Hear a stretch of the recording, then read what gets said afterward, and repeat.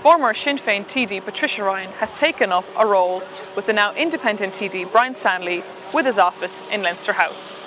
Ms Ryan previously served as a Kildare TD for Sinn Féin but resigned from the party last October. She then ran as an independent candidate in November's general election but did not get re-elected.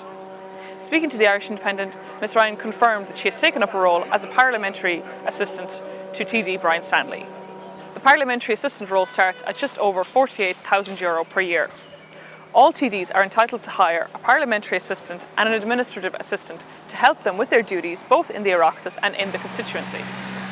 Ms Ryan resigned from Sinn Féin a week before the party's selection convention for the Kildare South constituency last November. The former Sinn Féin TD said she was curtailed, undermined and intimidated in an interview on the Kildare TD programme at KFM radio at the time of her resignation.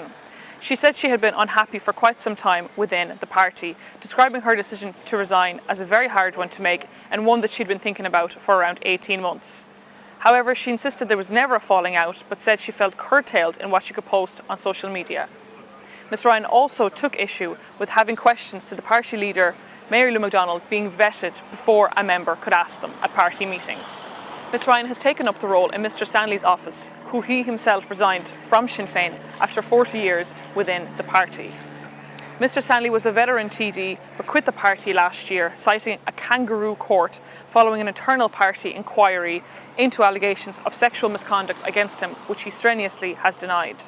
There is no suggestion of any connection between the resignations between Mr Stanley and Ms Ryan. Mr Stanley was re-elected as a TD in the Laois constituency last November.